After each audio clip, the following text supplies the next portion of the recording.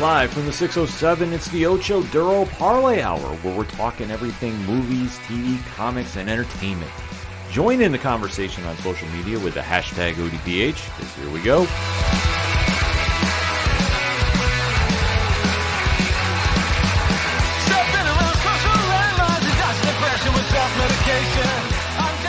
Welcome to an all-new edition of the ODPH podcast, better known as the Ocho Duro Parlay Hour.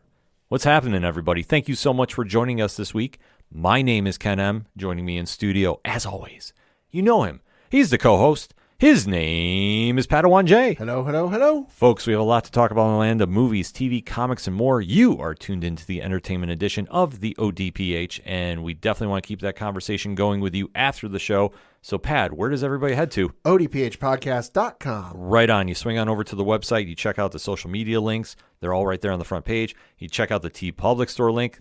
Can't thank everybody enough for the amount that was sold this past Memorial Day weekend. Yeah. Big numbers. So thank you, and thank you again for everybody checking that out and taking advantage of the sale. Also, the Patreon link is there. Shout out to all our amazing patrons. And I hope everybody read the blog post that was posted in there, because everybody's got something special coming their way in May, for the month of May, I should say. So you definitely want to go check that out if you're on the Patreon. And if you want to sign up for June and onward from there, one tier, $2 a month, and a lot of fun stuff on the way. Also, the blog section is always going off on the page. You got the classified section, which has friends of the show, such as 3FN Podcast, Dragon Master Games, the directory, which, Pat, how many providers are we on? 531,000. Sounds about right to me. The music section. Basically, if it's anything and everything that is the ODPH, you can find it on odphpodcast.com. And always remember on social media to use the hashtag ODPHpod. Kicking off this edition of the show, we have to recap the latest episode of our favorite show on the CW, and that is Superman and Lois. Hell yeah. Season 3 of the story of Smallville's first family has definitely not been a letdown by any stretch of the imagination. Tyler Hoechlin and Elizabeth Tolek are playing the title roles of Clark and Lois, and their family's adventures moving from Metropolis to Smallville has never been short of excitement yet. Mm-hmm. And this season, there has been a lot of going on, and the teasing of Lex Luthor has been something that the show has not been shying away of. No. But we have one villain by the name of Bruno Mannheim, played by Chad L. Coleman, who has done a fantastic job this season, really making his claim before Lex gets in town about who is the biggest bad in the Superman universe on the CW show. So that said, we are going to be recapping the latest episode entitled Collision Course. Now, if you're new to the ODPH, first and foremost, thank you for checking us out. We really do appreciate it. What we like to do is give a spoiler-free statement about the show. So if you haven't seen it yet, don't worry. We're going to give you our opinions of it. Then you can go watch the show and then jump back in, because once we give a countdown, it's officially on for spoilers. We deep dive. We don't hold anything back. You have been forewarned. And in the liner notes of the show, Pat always timestamps when we go into spoiler talk. So there's no reason we spoil anything for you. So that said, Pad, give me your spoiler-free statement about Collision Course. Episode was good. Enjoyed it a lot, and enjoyed kind of like the build-off they've been doing from this season into, well, from the first half of the season, I guess you could say, into where they're going. The name dropping of Lex Luthor continues, and it's going to be real interesting to see when he shows up, because, boy, he's going to come out like a bat out of hell. But no, enjoyed the episode. I thought it was a good episode. I think we had a lot of storylines going on that I think are going to pay off dividends down the road. I think the one they focused a lot on this episode really didn't do a lot for me, but I understand why they did it, because, like I say, this is all leading to something. Right. What I don't know, but the story of Smallville's newest superhero, like, it's growing on me, but I wasn't completely wowed by it. I mean, I've enjoyed it because it reminds me a little bit of some of the early middle seasons of Smallville, where Clark was developing his powers and he was trying to stay hidden, and even into the time when he showed up in Metropolis in the later seasons of Smallville, where it was the Blur. or the red blue blur, and whatever else. Like it reminded me of that. So it reminded me of a much simpler time in my life. So the storyline with like, oh, there's a new superhero in Smallville felt like a little bit of a callback, a little bit of an homage, if you will. I've enjoyed it for what it is. No, I can understand that. You're a big Smallville fan. Yeah. So me, like I say, I love the beginning of this. I love the end of the show. The middle, like I take it or leave it. Yeah. There's just certain things I'm just like, okay, here we are again. But I understand why they did it, so I'm not mad about it. But it just kind of felt like almost a reset in a certain degree. Right. So that said, let's talk some spoilers, shall we? So in 3, 2, 1, talk to me. Thought the episode was good. Thought it took a little long in certain spots to play out, especially with the Pia stuff. The Pia stuff seemed to drag out a little bit. I figured it would, you would have gotten the, I don't want to say resolution, but like, the fall, if we're talking like English literature, with the rising action, the falling action, and all that kind of stuff, if you remember back from school. Mm-hmm. I figure we would have gotten the falling action into like the conclusion a little sooner than we did. That's not to say it was a bad thing. It's just I felt like they were dragging it out at certain points. Some stuff was telegraphed, especially the scenes where Bruno gave his son Matteo the cufflinks, which we'll get it. That was telegraphed as fuck. But no, the episode was good. I enjoyed it. I love the Pia stuff. Yeah. I really enjoyed that. And you know what? I agree with you. It was telegraphed about Matteo with the cufflink. Yeah, as soon as dad goes, come here, son, I got something for you. Yep. And he pulls him out of the box. I was watching with my girlfriend, Elizabeth, and I'm like, yeah, those are gimmicked in some way. Yeah. I'm like, there's a track. She's like, what do you mean? I'm like, there's a tracking device. There's some sort of EMP, emitter in those things. There's, some sort of sonic emitter to like shatter everyone's eardrums. I go, those are not ordinary cufflinks. Yeah. And I didn't mind that at all because I think this was a natural progression for Matteo's character. Oh, yeah. So I wasn't mad about it. But I do agree with you. It was telegraphed, but it did play out as I thought it was going to. Mm-hmm. And I thought it gave a little balance to the other storyline going on, which is who is the real Superman, I guess we can call it. Well, the real Superman, please stand up. Yeah. Please stand up. Because please obviously this season, Alex Garfin's Jordan Kent has been focusing on his emergence as a superhero. A little bit of a metamorphosis. Yeah, you can say that. Yeah. And I think this episode, they're really deep diving into what it's going to be all about. So they gave him a lot of screen time with it, which I didn't mind. The only thing that I'm like rolling my eyes at yet again is the whole back and forth with him and Sarah. Yeah. Which is just like at the stage. It's like they forgot about it for a couple of weeks, and then in the writer's room, they were like, oh, right, we're supposed to be doing that whole storyline. Yeah. But before we start with that, this episode kicks off with Lois finishing her chemotherapy. Hell yeah. Yeah, awesome scene. You see her ring the bell, screw cancer. It was a really strong scene. I really loved how they kicked things off with that. And then Lois seems to go back to business. And the one case that she's been talking about this entire season as her holy grail case, her fountain of youth case, whatever you want to define it, the dream case is proving that Bruno Mannheim is the villain that we all know he is. She wants to get this guy dead to rights and get him in jail. Mm-hmm. And it's become like this, like obsession at this case or this point, because she's refusing to let anything stop her. Like she feels that she's never been closer to proving him as the evil tyrant of Intergang that we all know him. She has an internal struggle through multiple episodes, the last couple episodes, with whether she should press Pia. Because she's got this friendship with Pia, this person she connects with on a different level because of what they both went through. But then also, hey, your new friend is also married to the guy you've been trying to, nail to the wall for however many years. So it's, do you risk your friendship or do you go for your dream goal? And she does use her pull with her dad being the head of the DOD to go see Pia, who has been held in custody since she was getting medical treatment for her last battle with Superman and John Henry Irons a few episodes back. So she's been isolated from Bruno and Matteo, and she's been on the DOD's watchful eye. Medical supervision, because we find out in this episode. I think it was kind of hinted at, but it's kind of confirmed from General Lane that like she doesn't have long. Right.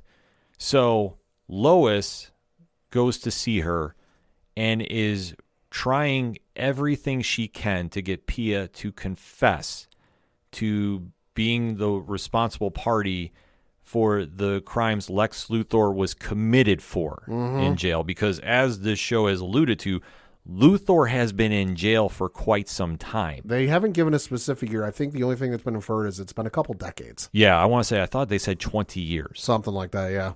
And you see that Pia is sitting there and basically denying this as much as she can. Well, she starts telling like the truth as she knows it. And she starts going this and that. And Lois is playing dumb for parts of it. Like, I don't know. This is the first time hearing of this.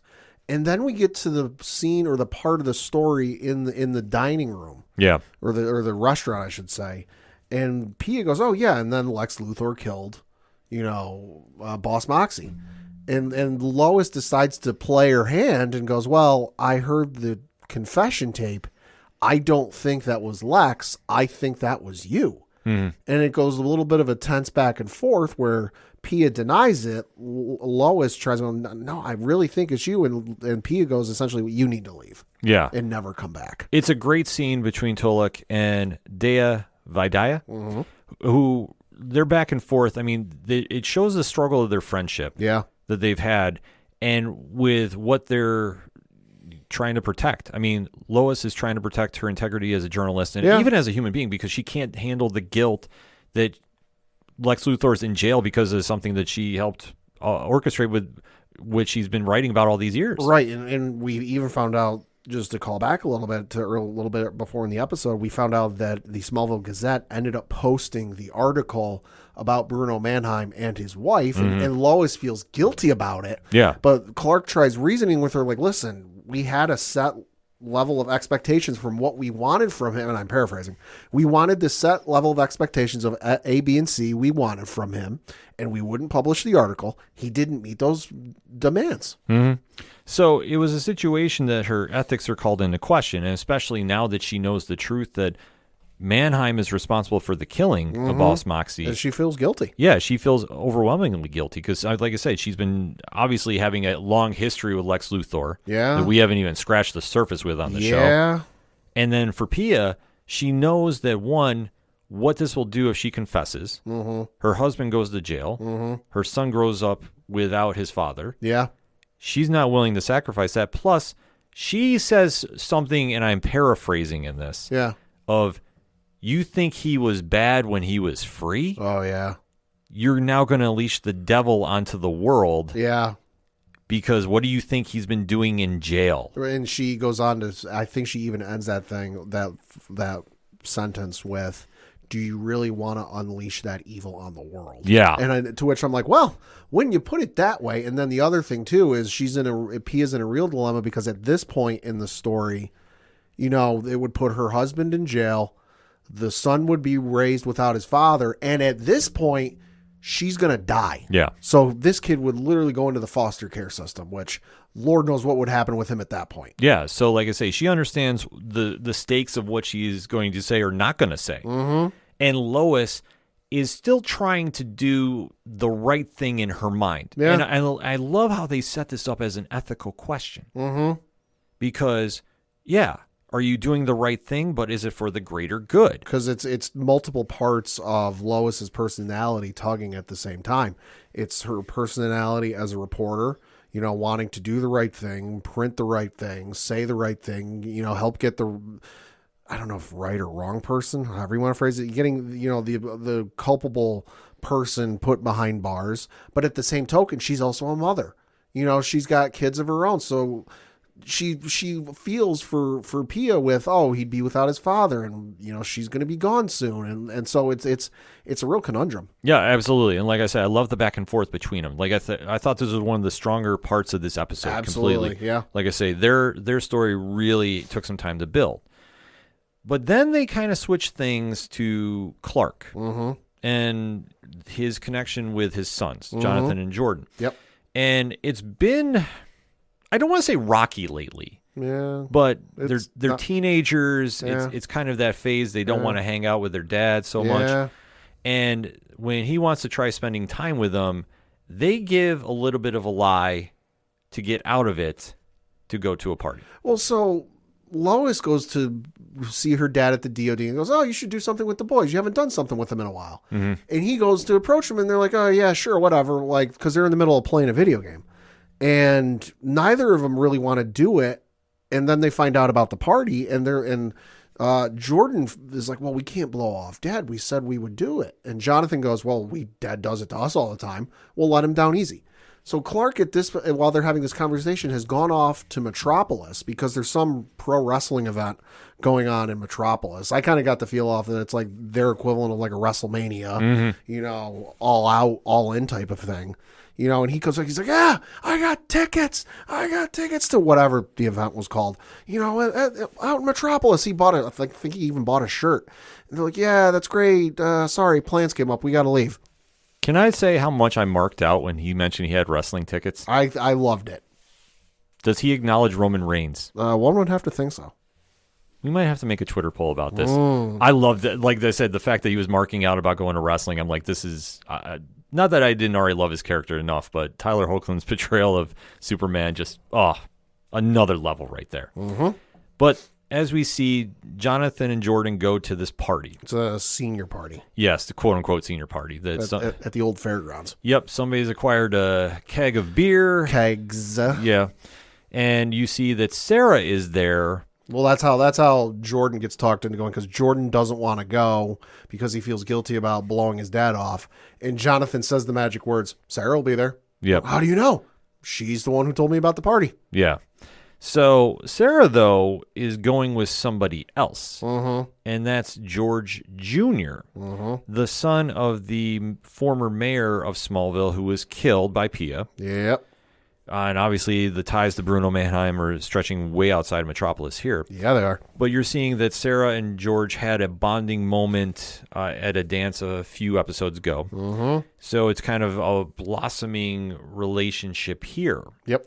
So Jordan is sitting there and is trying to be the third wheel, and it's kind of an awkward moment. So he's not dealing with this well because he interrupts the conversation. Yeah.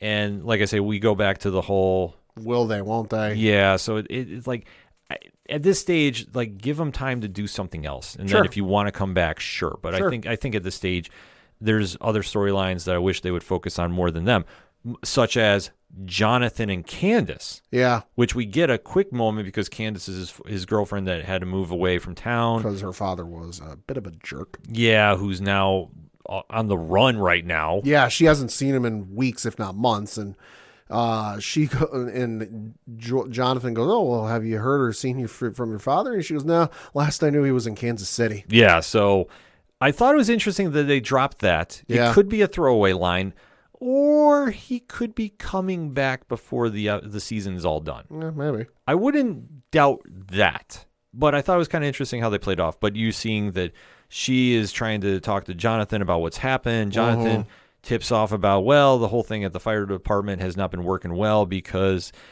Kyle... Well, doesn't she bring it up? She effectively goes, well, how's the fire department thing going? Yeah. And he doesn't want to say because it would reveal, part of telling the full story would involve revealing his brother has powers. So he has to be coy about it and go, well, Mr. Cushing doesn't want me around that much. Well, why? I thought you were super excited about it. Listen, can we not talk about this? Yeah. And she goes, yeah, sure, if that's what you want. Yeah. Which, oh boy. Which, like I say, I love how they set up because obviously the situation with Jonathan and Kyle has been very, very shaky lately. Very, very tense. Because Kyle is fully convinced that there is a superpowered individual in Smallville. And everyone he tells about this is conveniently everyone who knows about said superpowered person, if you noticed that in the episode. And everyone's kind of like, no, we can't do anything about this. This isn't true. Yeah, so... Jonathan's been very careful about what he can say about it, but it's obviously causing a problem for him because obviously he's not the superpowered son of Superman at the moment. Yep. Not to say he's not going to develop powers at some point, but at this moment he's trying to find his own place in his own identity, and he's struggling to do this. So I love how they were setting that up. I wish they spent more time with that. Sure. I understand why they didn't, but as you see, they did devote a lot of time to the party. And it plays into when the police show up. Oh, yeah. You see Sarah and George make this escape, much like everybody else does, because when the police show up at the parties, everybody goes running. Yeah. Sarah and George escape in Sarah's car, and they drive away. It looks like there's an escape happening. With the lights off. And George Jr. tells Sarah, drive with the lights off so they can't see you leaving. Yeah. And I'm sitting there watching this going, oh, this isn't going to play well. Oh, I exactly. Like, this is just complete setup for disaster. Yep. And as they drive off, she does escape, and she kind of looks away from the road. And then when she looks back, there's a deer there. After she looks back towards the road and turns the lights back on, and there's a deer. Yeah. So she makes a swerve, and she causes an accident. The car starts to flip, yeah. Yeah, which the CGI for this accident, very good. very, very good. Yeah. And the one thing about it is you never saw Jordan fly in to grab them. Well, you didn't see him in person. There was a brief blur. Yeah, but I love how they set that Yeah. up. Like I say, you Yeah. didn't see like the slow motion flash, No. running to stop time and go in there. Yeah. So Jordan winds up saving them. Mm-hmm. And you see that, So much for laying low. yeah, because he's promised he was going to lay low because he knew he was getting Jonathan in trouble. So as soon as he said the line, I think it was like an episode or two ago, was watching with my girlfriend, and I said, yeah, we'll see how long that lasts. About 2 weeks. So he winds up flying away. George sees him. Mm-hmm. Well, he sees a figure. Right, he sees a figure, and he's trying to tell Sarah that he saw somebody, and Sarah's trying to brush off because she knows the truth. Yeah. So their story winds up crashing into Lana's story. And Amelia Kirky playing Lana Lang, the mayor of Smallville, is now meeting with the governor of Kansas. Yeah, because of everything that's happened in that 1 week in Kansas. She came to survey the damage. Yes. So they're having a very high-profile political meeting because Chrissy is reporting on this. Yep. And like I say, And at this point, Kyle has gone to Chrissy and showed her the evidence about John or Jordan having powers. And Chrissy goes, well, this isn't enough evidence. I can't print this. She wants to warn Lana about what's going on because Lana knows. Yeah. And Lana brushes it off as like, listen, I'm divorced from that mess. I'm not going to solve your problems with my ex-husband. And she's like, no, it's about the governor shows up. And as Lana walks away, Chrissy goes, a secret. Yeah. And like I say, Chrissy is trying to do her best. Sophie Hammocks was doing a great job in this role too. Yeah. And you see that Lana gets called away by Kyle. Yep. And you find out Sarah's been arrested for DUI. Yeah. The governor, who is sitting there rooting on Lana for leaving or signing the divorce and how much stronger she'll be from it. Also, shit talking I forget the exact phrase she used, but the governor insulted whatever woman, her ex-husband's with now. Yeah. While the woman her ex-husband is with is standing right next to them. Boy, that was awkward. Yeah, Sophie Hamzik. Just the facial expressions she was doing during this scene is priceless. I mean, but it plays to the character. But you see that Lana's called away now and is talking with Kyle because obviously Sarah's been charged with a DUI. She has to leave the dinner with the governor, and that kind of leaves things a little uneasy because it looked like they were really connecting and really trying to figure out how to improve Smallville and do some things there. Yeah, because Lana did say at one point in the episode that she's got bigger aspirations than just mayor, that maybe she could be a state senator, maybe even a congresswoman. Yeah, but obviously this has really thrown everything out of whack. Yeah. And leading to Kyle asking more questions about the incident and really trying to drive home the point that George did reveal that, well, somebody saved us. Yeah, and the sheriff, he had told this to the sheriff, and the sheriff is brushing it off. But Kyle, knowing what he knows, is like, wait a minute, what did you see? Yeah. And George Jr. tells him what he saw. He looks at Sarah and goes, did you see this? And Sarah kind of pauses for just a brief second and goes, no, I didn't see anything. Yeah, so it's now heightened Kyle's questions he's already had. That he's putting together the diagram and he's seeing the picture. Yeah. So that is going to come to play a little later, but then we shift back to Pia's story. And Mateo finally visits her. Yep. And it's an interesting setup because obviously if she's working and she was talking about the confession, she was allowed to see Mateo. Yep. But as we talked about, Bruno Mannheim gives Mateo an object. 2 cufflinks. Yes, to give to Pia. And as he goes to see his mom, he holds her hand. Because she asked for her hands to be released so she could hug her son. Yes. And when this happens, Mateo activates the cufflinks. Well, and she gets nervous because I'm sorry, I need to tell you some things. She's like, I need to explain why things happened the way they did. Right. And he goes, well, no, don't worry about it, Mom. I already know. What do you mean you already know? No, Dad told me everything.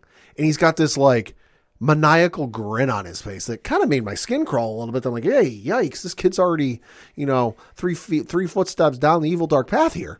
But then he goes, oh, no, don't worry, Mom. Dad told me this is going to help you. Yeah. The blood is going to help you. Well, when it's explained to him that this could save your mother's life, it's a little more easy to process that Bruno's reasons for doing what he's doing are justified in his, because you know what? It goes back to the ethical question as well. Sure. And like I say, I really like how they wrote this because you could understand why Mateo turned as quick as he did. Oh, absolutely. Little telegraph, but under the circumstances, who wouldn't? Sorry. That's the honest truth. So as you see, she's now injected with the Superman cure. Well, so whatever it is. Well, yeah, like I say. Cause they don't, what is it? Reasons. They don't go into specifics. Exactly. Just something with Bizarro Superman's something. Yeah. Helped heal her. Yeah, there is some kind of concoction that is injected into her. It's a hell of a cocktail. Yeah. So you see her just emerge. Like, she just gets all sorts of healthy. Her skin she looks 100% healthy. Yeah. So now with her powers back, she's basically got Lois trapped with her. Right, because Mateo leaves. Yep. Lois comes back in and goes, all right, I let you see your kid. Time to hold up your end of the bargain. Time to spill all the details. And Pia just says, yeah. Yeah, about that. Yeah. To quote Darth Vader, I've altered the plans. Pray I don't alter them any further. Yes. So Pia leads this crazy escape. Yeah. And she's trashing the DOD on the way out the door. Yeah. So they're gonna send you the bill. So Pia winds up escaping. Right. She gets to a door, wants Lois to open it, and Lois is like, I can't open it. I can't. I open it. I can't. I don't have access. And she goes, fine. And Lois says, you realize if you open that door or you blow open that door, every alarm in this building will go off and Superman will be here almost instantaneously. And she's like, yep, don't care. Yeah, she's waiting on it. So it's a very unique circumstance of how she escapes, but she definitely leaves a trail behind. Question for you. At this point, we already knew what was going on. Like, she had taken out General Lane because she shattered the window. He was the two one-way mirror she was looking through, whatever it is. Why were there not like 50 to 100 people with weapons pointed at that door waiting?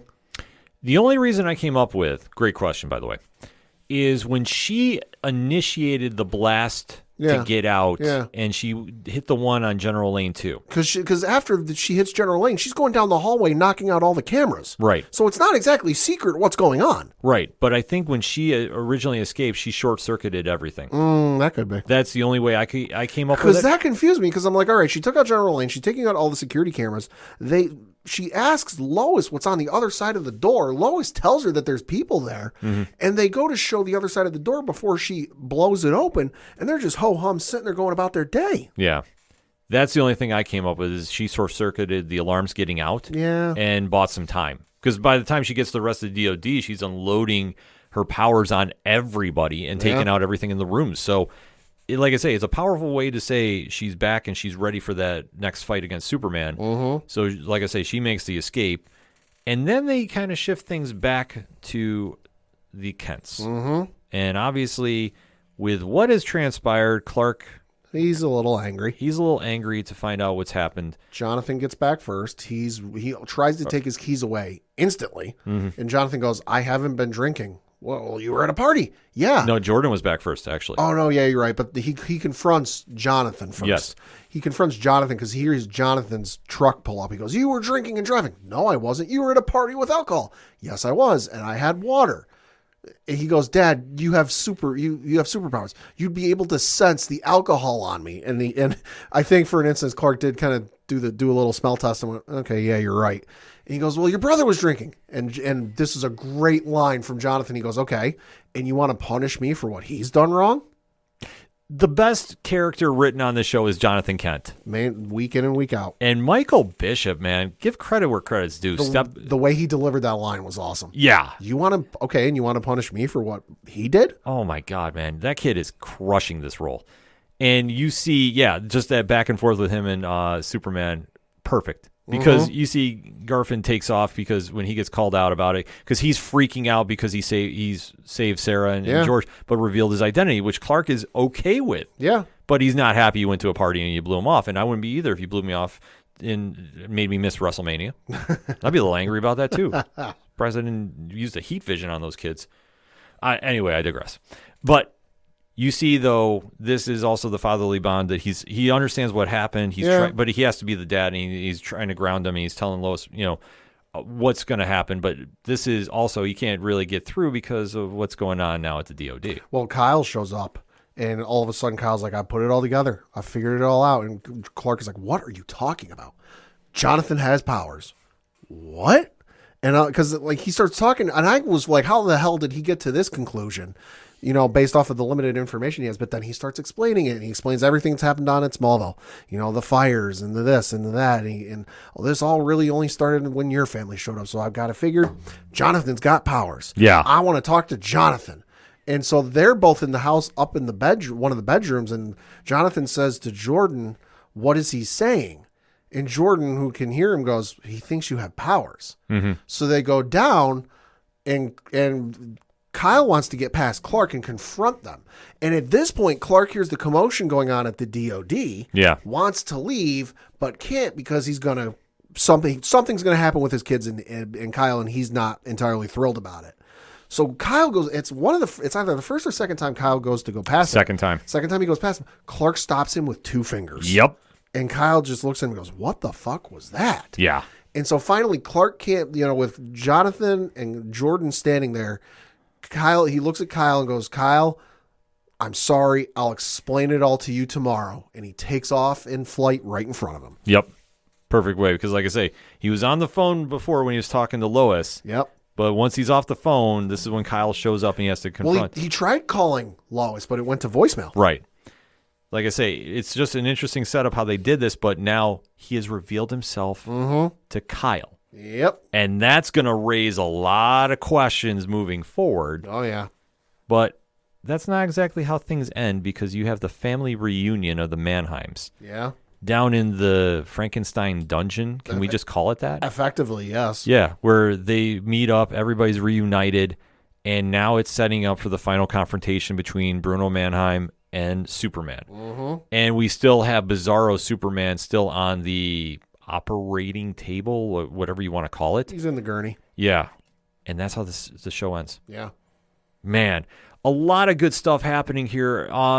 Pat, final thoughts on the episode? Great episode. Excited to see where they go next week, especially, with the one line, John Henry Irons' daughter in the preview says, "Oh, listen, it's not his fault he did something wrong." I go, "Well, it's not exactly that when it's a choice." Yeah. But the next week's episode, which I looked, is titled Complications, is going to be something. Super excited to see it. This episode was awesome, though. Yeah, I have to agree. Like I say, when you're focusing on the Mannheim's dynamic, I love when they are on screen. Mm-hmm. And especially the back and forth between Pia and Lois. I think that's one of the strongest stories they've had all year, and just how this ends.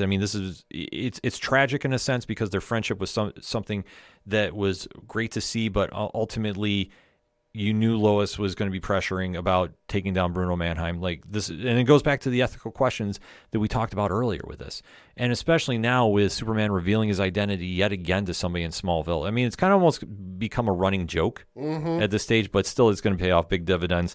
And then now it's leading into that final confrontation. I'm super excited about next week's episode because I do love it when the Irons family is on this show. I think they just add such an awesome dynamic to it. And like I say, with Woolley Parks and Taylor Buck on next week, I'm all in for it. But this episode, very solid for what it was.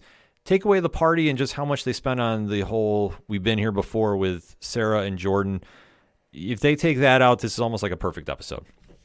Yeah, I understood the nice thing with the Jordan and the Sarah thing is they didn't dwell on it super long. Yeah. So that was a benefit. Yeah, I agree. But I just think it's like you've already played it out too long. Yeah. And I agree. Yeah, you have to give Jordan something else to do. I groaned when the whole plot line got brought up again this week, but once it kind of ended quickly, I was like, okay, at least they're not dwelling. Yeah. Well, hopefully it doesn't carry over to next week, because otherwise that'd be more complication that we need. Yeah, that's true. See what I did there? Mm-hmm. But in the meantime, folks, hashtag ODPH pod, what is your thoughts about Collision Course, episode 10 of season 3 of the CW and DC Comics, Superman and Lois? Let's discuss, shall we? We're going to take a quick break. We'll be right back.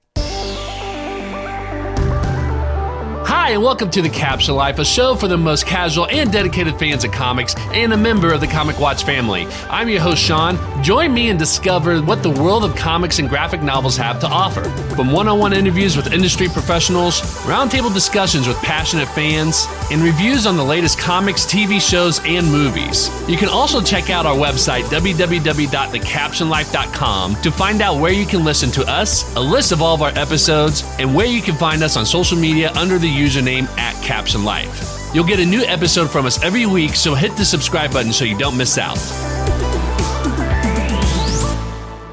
Coming back for another segment on this edition of the ODPH podcast, and this is a big week for Spider-Man. Yes, it is. So there is a lot of news breaking. Good, bad, and otherwise. Yes. So let's talk about some good news that just got announced as we're hitting the airwaves pad. So we got some live action Miles Morales. Yeah, so file this under like the least surprising news of the week, because if you're surprised by the fact that this got announced, you haven't been paying attention. So reading from an article on Variety.com where the headline reads, Spider-Man producers tease live action Miles Morales movie and animated Spider-Woman film, quote, it's all happening. Which the article goes on to say, quote, as Spider-Man Across the Spider-Verse finally hits theaters this weekend, the producers behind the trilogy have their attention set on the third installment, next year's Beyond the Spider-Verse. However, that's not the only web-slinging project that's on their minds. Producer Amy Pascal says a Spider-Woman in live-action Miles Morales movie are in the works. Quote, you'll see all of it, she told me Tuesday at the Spider-Man Across the Spider-Verse premiere in Los Angeles. It's all happening. Producer Avi Arad teased that moviegoers will see a Spider-Woman movie sooner than you expect. Quote, I cannot tell you yet, but it's coming, he said. Pascal also said a fourth Spider-Man movie with Tom Holland and Zendaya is still in the works, but the writer's strike has paused development. Are we going to make another movie? Of course we are, she said. We're in the process, but the writer's strike, nobody is working during the strike. We're all being supporters, and whenever they get themselves together, we'll get started, close quote. Sony boss Tom Rothman was much more cagey about the future. He laughed, if I told you, I'd have to kill you, close quote. Spider-Man Across the Spider-Verse sees the return of Shamik Moore as Miles Morales and Haley Steinfeld as Gwen Stacy. It sure sounds like Steinfeld is up for a standalone Spider-Woman movie. Quote, this is like my dream job. Sign me up over and over again, she said about doing voice work. I got to be comfortable, and it's a dream to be in a space that feels so comfortable, but also creative and free and just exciting to be a part of, close quote.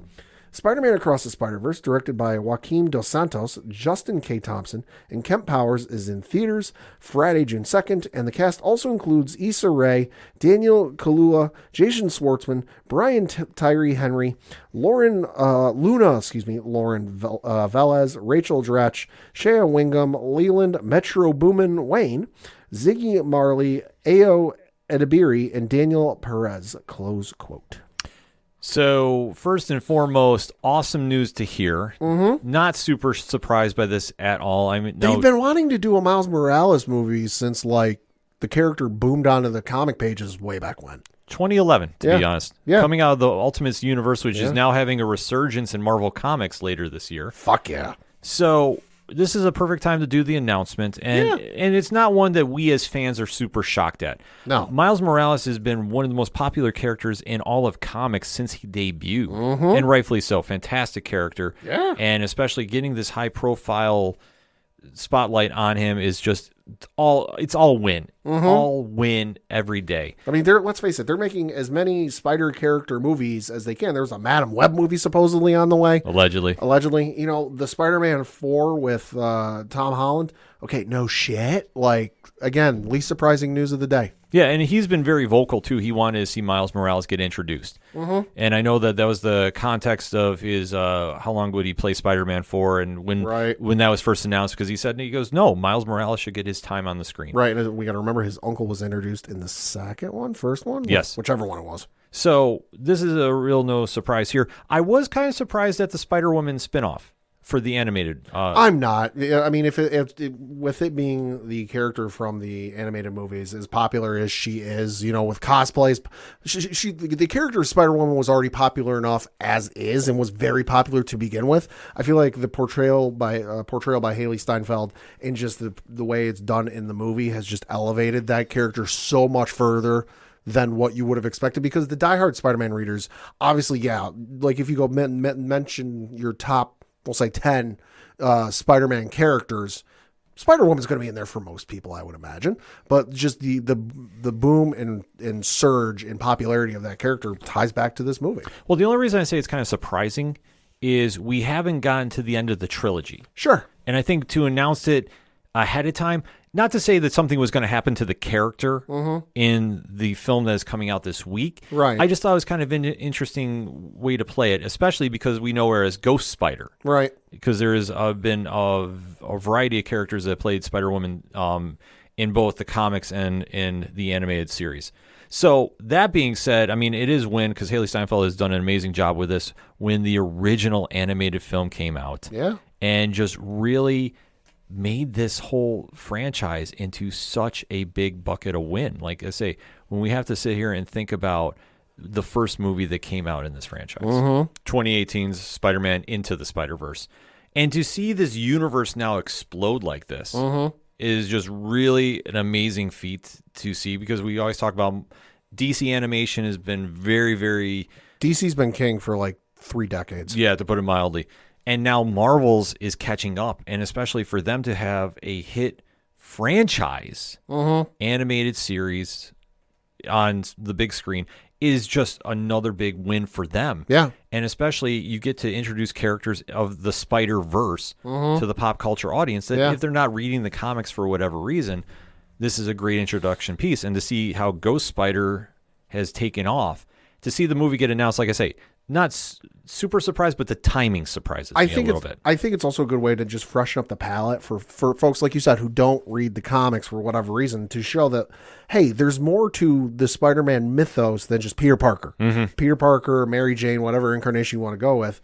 You know, there's more to the story than just, hey, it's a kid who gets bit by a radioactive spider, Uncle Ben gets shot, great power, great responsibility, and off we go.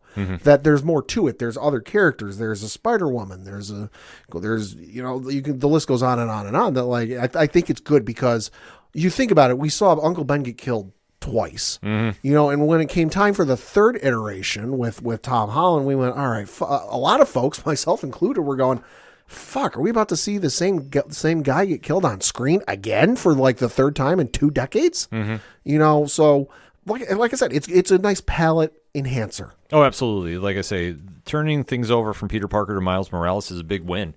And it makes sense because of just how popular the character is. And now to see him get his own second feature film, albeit animation, but still to see him expand on this franchise and how massive the 2018 film was as a hit. I mean, I remember when we were at New York Comic Con. Oh, yeah. And they played it for a panel, and they played the first 30 minutes. Yeah. Like, how insane that was. We weren't able to go to that panel because it was up at Madison Square Garden, and we're like, there's no, and we knew how packed and jammed it was going to be for that. And this is before we were there for press. So we were like, there's no way we're going to be able to get into this. So we went to something else. Yeah. And we got out of whatever other panel we were in, and you were, I remember looking, or we were getting ready to go into the panel, and you were looking on your phone at Twitter and went, oh my God, they showed the first 30 minutes of Into the Spider-Verse. And I remember our reaction was, well, fuck, that can't be good if they're showing that much of the movie. Right. And how wrong were we? Very wrong. We've owned up to that numerous times, because 2018 Into the Spider-Verse is just a fantastic film. Academy Award-winning film. Yeah, and rightfully so. And you really see the essence of Spider-Man just pour out. Yeah. And you understand why it connects with so many people and why Spider-Man is such a popular character. And like I say, it doesn't matter if it's Peter Parker or Miles Morales. It still represents the everyday superhero. Like, you're not talking Superman who's invulnerable to everything. You're not talking about Batman where you get enough prep time, you can go fight the world because you got a bankroll that will help you do it. Spider-Man just connects with everybody because it's just the will of doing good. And with great power comes great responsibility. And like I say, Peter has had it, Miles has it, Gwen has it, albeit the Gwen Stacy of the alternate universe, not the one that's in the 616. Right. Because she's not. It's a whole other story. Yeah. Everybody knows I'm Team MJ anyway, so like I say, when we talk about Peter's best girlfriend, I always side with MJ. I digress because we have to go in. This is all leading into what is coming out this week at the box office. Yeah. And that is a certain sequel that we've alluded to, Spider-Man Across the Spider-Verse. Yeah, which is going to be 2.5 hours? Yes. Something like that? Which, originally hearing that screen time... That's fucking long. It's like, wow. Let me check my Regal app here. We'll see. I'm doing this live, folks. Let's see. For Thursday, Spider-Man Across the Spider-Verse, the Regal app is listing it as 2 hours and 16 minutes. Yes. Which is long. For a kid's animated movie, let's face it, it's a kid's animated movie. That's fucking long. But, it's not really meant for kids. Like, that's the one thing about that. Like, this is one that just crosses all boundaries and makes it like all ages. Like I say, when you have a film that connects with, longtime comic readers. A la Mario. Yeah. It really makes it into a special event. And to see that this franchise has now expanded off that buzz. Yeah. We knew at the end of Spider-Man Into the Spider-Verse that Miguel O'Hara was making his debut. We knew he was going to show up in some fashion. Right. And that's the Spider-Man of 2099. Right. Everybody got really excited because you have a new Spider-Man that's coming onto the screen. To my knowledge, and admittedly, outside of the comics, I don't think has been featured that much outside of maybe a couple video games. I don't think he's had a super high profile. Right. But he has a cult-like status amongst comic readers. Like people love reading about him. He's a great character too. I mean, most recently in Alex Segura's book with Aranya, Dark Tomorrow, which is out on the shelves now. You should go pick it up. We did a review for it on ODPH Parlay Points. Definitely go check that out. But to see Miguel is now featured in this film, and we really don't know what his role is because according to the trailers, it seems he's more villain than hero. That or there's something going on with the Miles Morales of this movie that's really pissed him off. Yeah, something has happened, and now the only thing that we've been able to really pick up from this trailer is, or the trailers we've seen is, Miles Morales somehow gets tied into the multiverse. Right. And obviously that is the big thing going on in the Marvel Cinematic Universe. But this is their version of doing it in the animated universe. And when he goes through to a central hub of spider people, he does meet the many versions of Spider-Man throughout the multiverse. So we know Ben Reilly's going to be there. Unfortunately. We know Spectacular Spider-Man from the animated series in the early to mid-2000s is going to be in there. The Spider-Man from the PlayStation video game is going to be there, among a whole host of others. Yes. So this is going to be interesting to see how the dynamic deals, and especially with the villain being the Spot, who has always been a C to D list villain at best. Well, his superpower, folks, is he can throw spots onto objects and then reach through them to the other side where he's put in another spot and steal things. Yes. So the fact it's on the level of like Batroc. Yeah, but in the fact that it's now made a transition that he appears to be the big bad of this film, it's really interesting to see what the story is going to be all about. Because the only thing we know is Miles appears to be a time anomaly. Right. He's not supposed to be involved in the Spider-Verse, but yet here he is. So now, with this going on, and especially seeing how Miguel O'Hara is just so really determined to keep Miles away from joining the other Spider team. Right. It's an interesting dynamic that, like I say, it's going to throw some people off. I don't think Spot is going to be the villain. I think that's just the one they're featuring in the trailers because, hey, logically, in a superhero movie, there has to be a villain. It wouldn't make a lot of sense to show a Spider-Man movie or a Superman movie or a pick your superhero movie and just say, hey, they're going off to face, they're going off into this like in between the multiverse dimension type thing, and they're just going to fight each other. You know, I think it's a case of like, okay, we have to show a villain of the movie just logically so it fits for fans. I don't think it's going to be it's kind of like with the Justice League movie where like, okay, you're not uniting the entire Justice League at that point to fight Lex Luthor. Like you're not uniting, you know, the League of Spiders or whatever you want to call it to fight the Spot. Like I think it's just part of the story. It definitely will be, but where it's going to go is anybody's guess. Like the only thing we know after this is there's one more film to complete the trilogy. Right. Beyond the Spider-Verse. After that, the franchise is going to go into a different direction, like I say, with the announcement of at least the rumors of a Spider-Woman spinoff. And I'm sure that we're going to get another Spider-Man movie as well, too. Just probably won't have anything to do with the Spider-Verse. Right. I think there's just a lot to be enjoying about this franchise, and especially with the trailers and seeing how everything's come about. It looks amazing. And like I say, it's something that visually will catch your attention. I don't think we've seen anything like this for as far as animation goes. No, it's very unique. Yeah, it just has a unique feel, a vibe, and energy to it that is really connecting with fans and really giving people that want to see something different out of Spider-Man just a whole different universe, something to really savor at. And I think that that's always interesting when you can pull that off for a character that's been around for as long as he has. Yeah.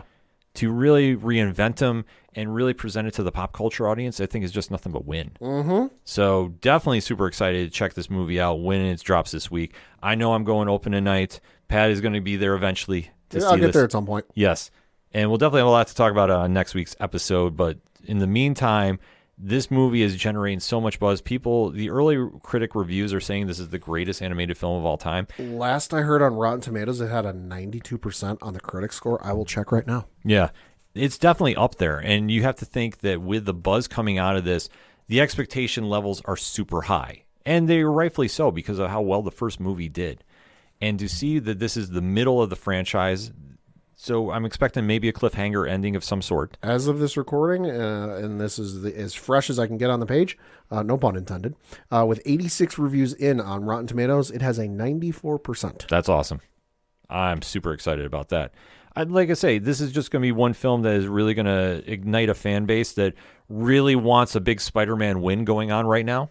And obviously with what's going on in the comics, they could definitely use that, in my opinion. Yeah, well, the last thing with the movies, I know the social media embargo got lifted for what people thought of the movie who've already seen it. I have yet to see a bad thing about that movie. Yeah, I think it's been majority positive that I've seen. I've seen a couple really picky reviews. Sure. But I also get to the point when I see reviews like that, I think they just do it for clickbaits. That's just my opinion. Yeah. Because when something's so universally received like this, I think that the general vibe is this is really something special. And this is something that we definitely want to go out and see as fans, go support, and then we're going to all have something to talk about it this weekend after we go see it. And like I kind of alluded to, it kind of will offset some of the other big Spider-Man news that happened this week. Because as we have alluded to, Amazing Spider-Man 26 by Marvel Comics has definitely raised some eyebrows, to put it mildly. Made headlines 3 weeks ago, 2 weeks ago, whatever it was. When spoilers were revealed about the Zeb Wells and John Romita Jr. book and the major death that Marvel has been hyping up that was going to be the most controversial book in Spider-Man in Spider-Man history in recent times. Yeah. Fans really didn't know what to expect. They set a lot of expectations. And it was revealed, so I don't feel this is a spoiler, but it has been well noted that it's been out for weeks. Kamala Khan, a.k.a. Miss Marvel, is killed off in this book. Yep. Now, the story has been very polarizing amongst fans. I know Pat is actually one of the few that has actually enjoyed the story. No, I'm okay. I'm mixed on it. I'm like, wait and see how it ends before I pass judgment. But right now I'm 50-50. Okay. Yeah, no, I'm not sitting here going, this is the greatest story of all time. I'm not thoroughly enjoying it. I'm not rereading it, so I wouldn't say I like it. I'm 50-50. Okay, that's fair. I couldn't really tell because I know that you've been one of the, I guess I should rephrase that. You've been one that has said actually more open things to it. Yeah, I'm of the opinion, let's hold out and see how it ends before we pass judgment on it. let's see how the story ends before we make judgment on it. Am I enjoying it? No. Am I willing to change my opinion when I see the ending and how the story resolves itself? Sure. Yeah. But the build-up thus far has not been great. No, I think Amazing Spider-Man 25, in my opinion, was not a great issue, especially for the price point. For all of the hype, it was very predictable. Yeah. If you've been reading the story. Mm-hmm. And then to see how things wrap up here and how Kamala Khan gets killed in the comics. Mm-hmm. I understand why. Yeah. I'm not a big fan of it. Yeah. To me, as a reader, I don't think the reasoning she did what she did made a lot of sense. Mm-hmm. And I think that how this is going to play off long term, I think this is going to be a short-term death. Oh, yeah, because she's got a movie coming out later this year. Mm-hmm. And I think that it kind of falls back on the online theory that we've all read, that this is just to write away her inhuman background and make her into a mutant. Yep. Which is what they did in the MCU. Yeah, it's what they did in the cinematic universe. So I'm not super surprised by that. I just think to do it in this manner, I don't think came off as well as they were hoping it did. There were better ways you could have done it. What they are, I don't know. I'm not a comic writer, but this is not the way you should have done it. No, I definitely agree. I think there's much more of a different way to pull this off than to have it be an insequential point to a story that she was not a featured member of. Right. Like, I'm sorry, like as a featured character, if she was teaming up with Peter Parker throughout this storyline, right, instead of just a few panels, I think I'd be able to stomach it a little more. And I go, oh, okay, well, this makes sense. But to do it in such a shock and awe it way, would have been more shocking if, like, they killed off Jonah. Yeah, if they did like Jonah Jameson or even Mary Jane, which I thought they were going to. Yeah, I thought, okay, maybe that would make some more sense because it would be shocking in how they did it. But to see a character that had not been around for the majority of this story. Mm-hmm. And is not usually known to be pally-pally with Spider-Man. Yeah, like it just kind of seemed... They're acquaintances, but would I call them best friends? They hang out for movie night? No. No, I mean, that's the whole thing. Like, it just kind of seemed like too random of an occurrence. Right, like they needed to get from point A to point B, or point A to point C, and to get to C, Spider-Man was point B. Right. And we all know in comics there's no such thing as a real death unless you're Ben Parker. Yeah. And if they ever bring him back, I just throw everything out the window, but that will never happen. I feel very certain to say never with that. But with how they set up things here, I know the fan base has been very, very vocal about not liking the book. And I will say, as far as I've seen today as the book has dropped at the comic shops, most fans have been at least respectful. The reaction has been a lot better than it was for issue 25. Yeah. There is no thread on the Spider-Man Reddit that I've seen yet with 900 comments on it, like there was for issue 25. I think it's one that, and maybe this is why Marvel decided to reveal the plot point early, is they saw the reaction it got online with 25, and they're like, let's head this off before this gets out of control.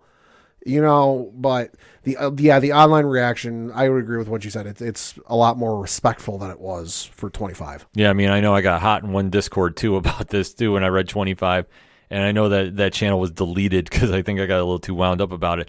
Just because when you talk about such an iconic character as Spider-Man, and you're doing such a big promotion about the anniversary issue, because no matter what kind of legacy numbering or normal numbering, I guess we could call it. Yeah. Whenever you say like a number 1, a 25, a 50, 75, 100, whatever the case is. Right. It means something to fans. And if you're going to hype it up to the point that it was hyped up, you have to deliver on something. Yeah. And you could be disappointed with a book. There's no shame in it. We've talked about this with actually some comic creators, that sometimes the sequels don't hit the mark for whatever reason. Yeah. Leaving it at that. But in these kind of situations, you have to deliver something to the fans if you're creating this much buzz about it. But it's up to the fans to handle it in a respectful manner. The fact that this week, so far, like I say, I haven't dipped into too much social media as we're recording right now. But the reactions have been very, I'm disappointed in this. I'm not picking this up, and this is why. It's been a lot more cordial. Mm-hmm. No, I agree with that. And that's what needs to stay that way, because if anybody is on there threatening a creator, an editor, somebody, I'm going to remind you yet again, we're talking about fictional characters. Open a window and go touch some grass. Exactly. Go for a walk. Yeah, there's no point to take it to that level. And if you don't like something that was done in a comic, just don't pick it up. Yeah. I mean, that's the easiest thing. Yeah. There is so many more other options at your local comic shops or digital comic shops to go check out. And if you're mad about this, I'm just going to say hold your anger until you see her get brought back around October. Yeah, because give or take. I'm guaranteeing she's back by October. At least I could see September. Well, yeah, exactly. Give it enough time, just because how frequently comics come out, or infrequently, I guess you could say. Give it enough time to build up. Yeah. Well, we do know that there is a special that is coming out July, I think. I want to say that I think is going to tip the hand a little bit about what the future is for Kamala Khan. But I think just in closing with this, this proves about, one, the popularity of the character. Yeah. Spider-Man and Miss Marvel too. And just how you don't have to get hung up on one aspect of a character's portrayal. Mm-hmm. You can find many other interpretations to really rally around and find something to enjoy from it. Yeah. And if you don't like a comic, you can go to a TV show. You can go to a film. You can go to other issues. The one thing is, creators like to take a shot to do some things, and sometimes they hit the mark, sometimes they don't. We saw when this movie came out originally as an animated film, we weren't sure what to expect. I mean, the buzz when it first came out was like, what is this? Mm-hmm.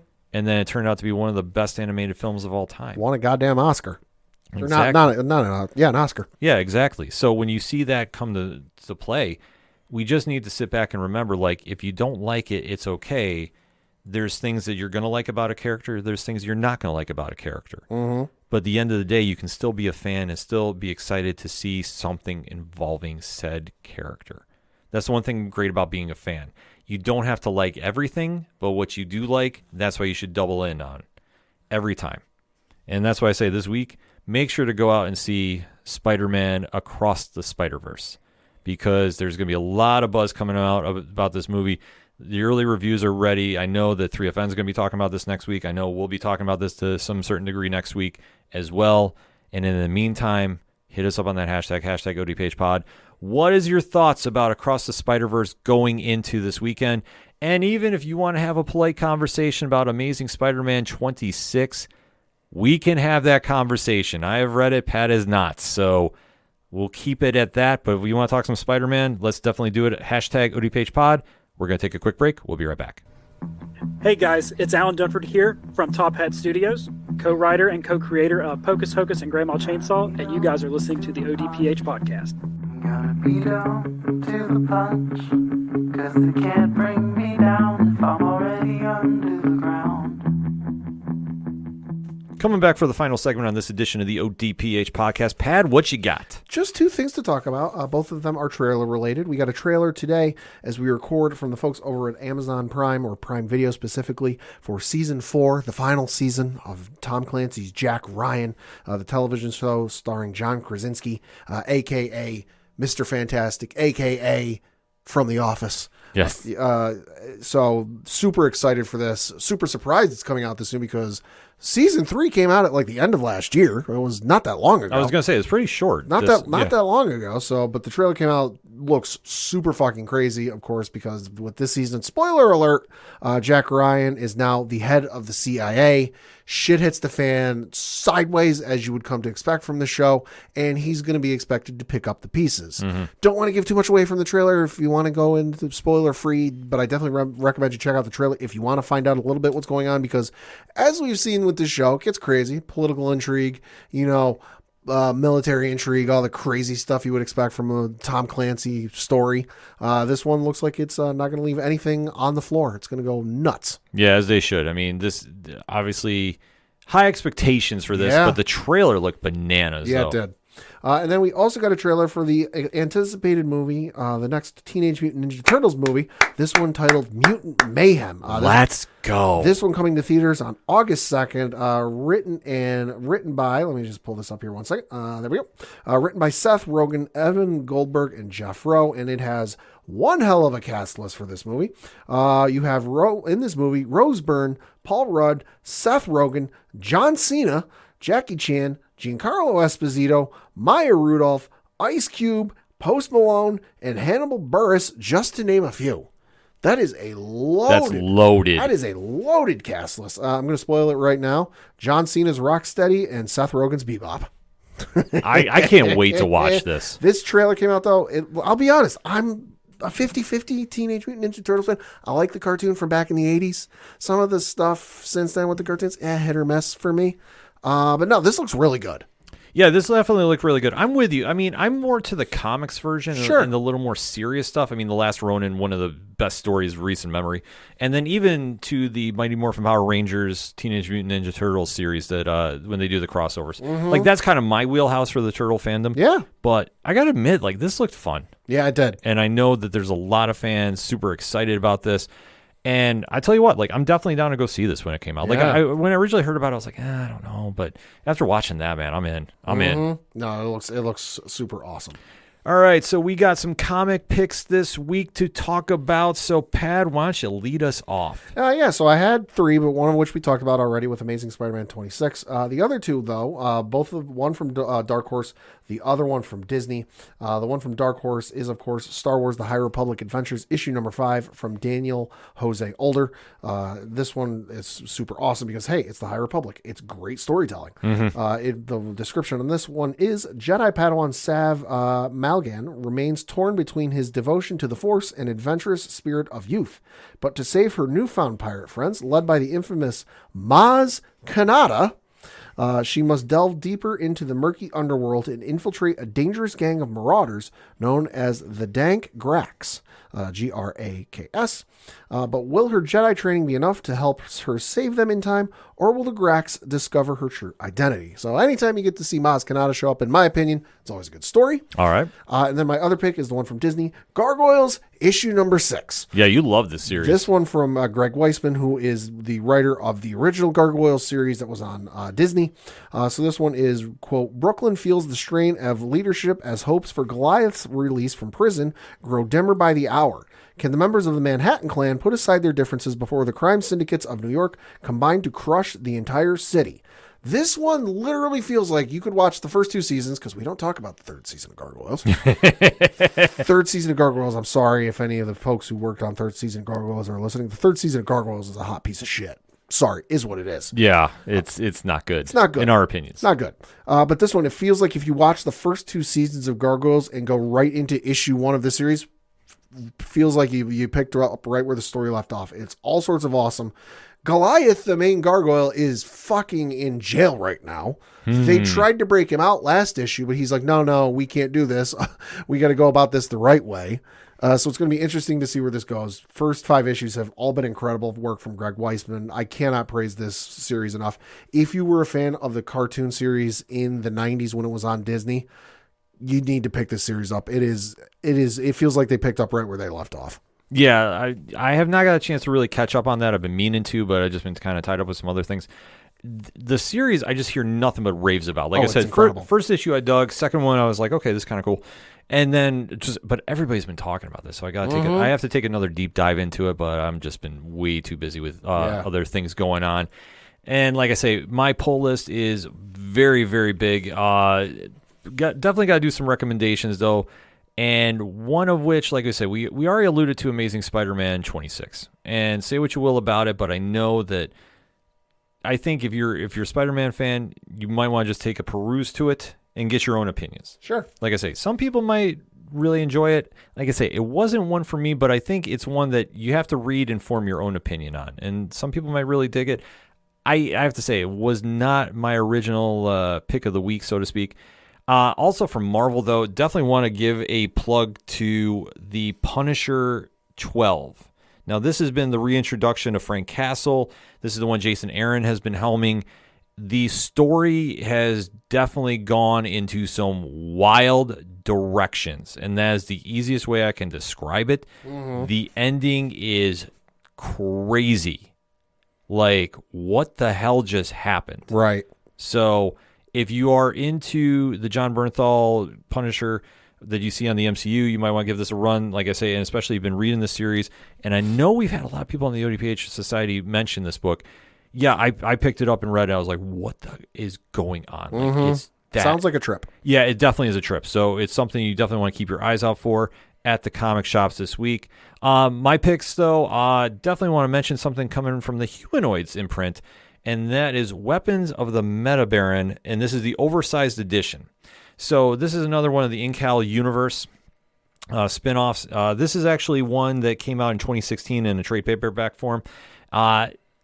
Pat, I know you're not familiar with the artist Travis Charest. No. Charest is like growing up, like I always would keep an eye on his stuff, whether it was with DC or Image and like some of the stuff he's done. Just his work is just like so next level. And like I say, I'm just going to show you some pieces from this. Okay. Ooh, those are like good. look how detailed and like I That's say, very nice. His artwork is just like. Like I am a very big fan from my time, growing up. Like I say, it was right when he was starting, and just seeing the evolution of his art is just like his stuff is just so damn good.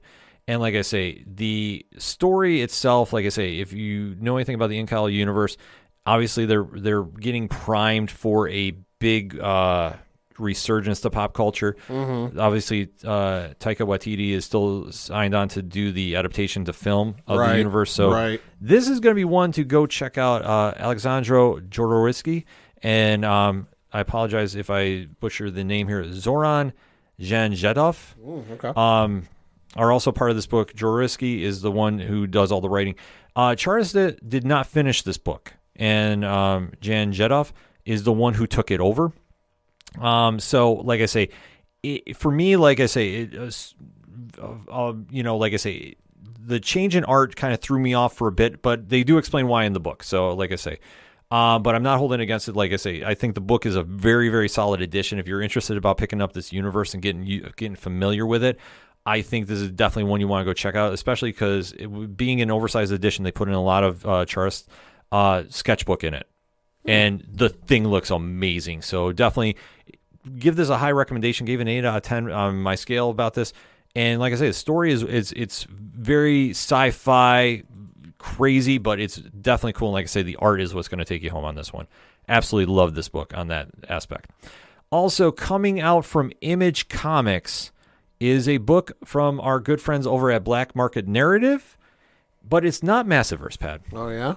Deep Cuts #2. So Kyle Higgins and Joe Clark are still doing the history of jazz music in comic form, telling some really great stories along as they're progressing through the decades.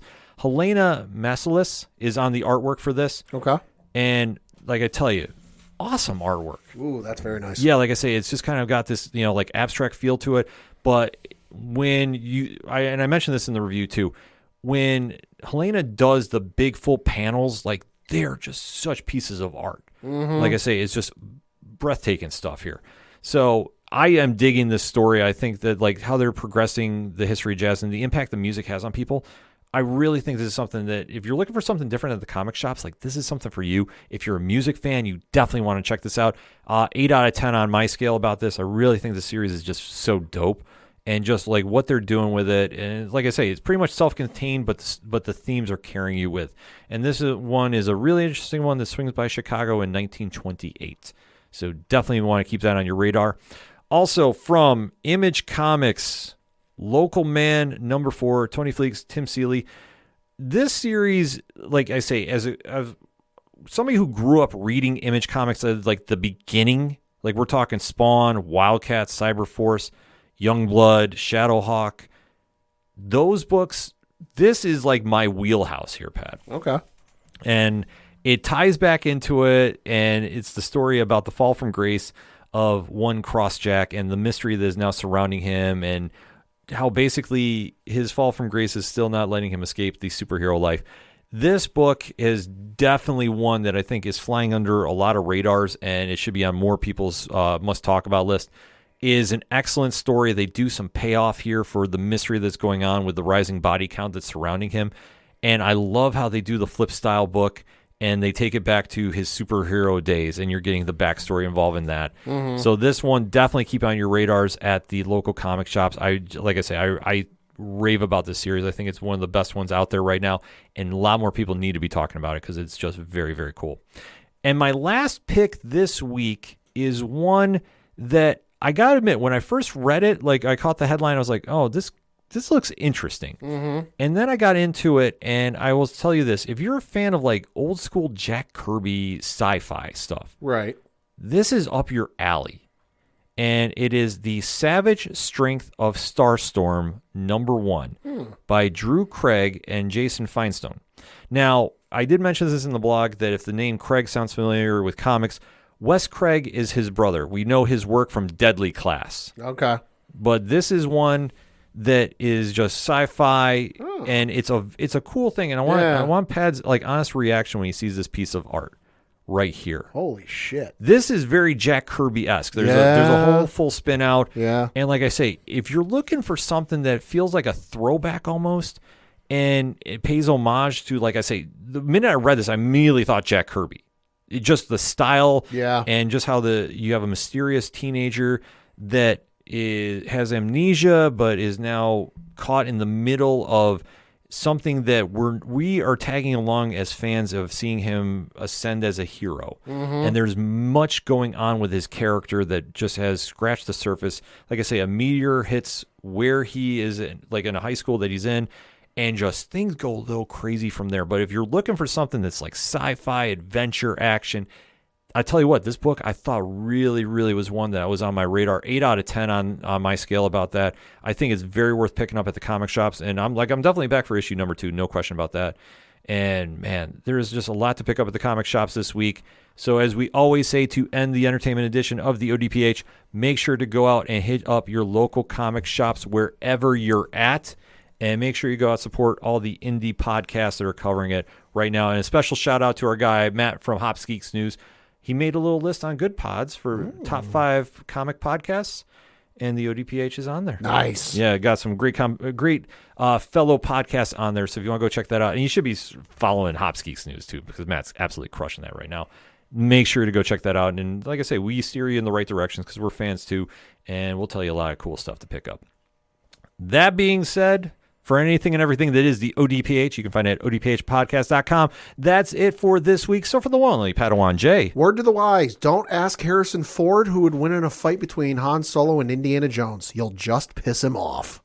Really? Yes. So he was asked that question, and he said, quote, well, they usually ask me if there was a fight between Han Solo and Indiana Jones, who would fucking win? And I say, me, asshole. I don't want to fucking make shit up like that. I mean, what are you asking me that crap for? Close quote. You know what? Anybody else, I would kind of question it, but it's Harrison Ford, and he's like 80 years old. Yep, I fully see him doing that. Yep. I'm your host, Ken M. Make sure to make your voice heard in the Radiant Black vote. It ends this week. Hashtag Team Nathan all day, every day. We'll put the link up on the website or on a tweet this week, the next couple of days, so you definitely want to make sure your voice is heard. Thank you as always for listening to another edition of the ODPH podcast, better known as the Ocho Duro Parlay Hour. We'll see you next time.